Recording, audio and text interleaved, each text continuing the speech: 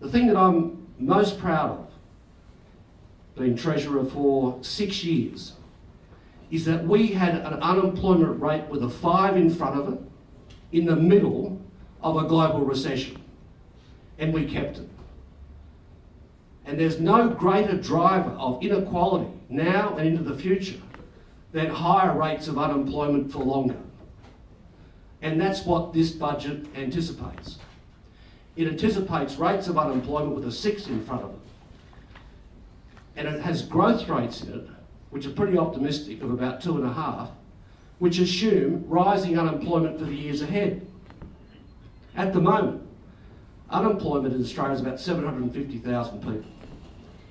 You wouldn't have to see a drop in the forecast growth rates in this budget much to envisage a situation where it wouldn't be out of the question that in a year's time, if something went wrong in the global economy, we could have 1 million people unemployed.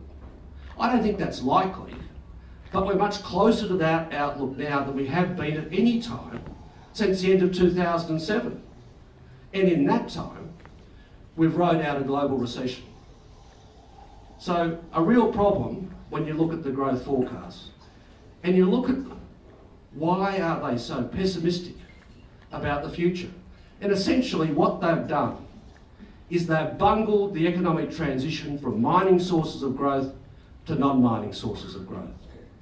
And we're not seeing a resumption of non-mining investment occurring in critical areas of our economy that we should be seeing.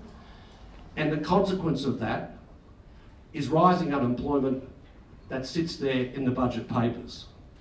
But because they are enthralled to trickle-down economics, because they have an ideology and a political propaganda campaign that says all deficit and all debt is bad any time, irrespective of the economic circumstances of the time, they're not capable of doing the economically responsible thing, which at the moment requires the government to lead the way in non-mining investment, to provide a public lead in economic enhancing infrastructure, such as urban public transport and many other forms of public investment, which economic common sense tells you at the moment with interest rates so low, that's exactly what the government should be doing.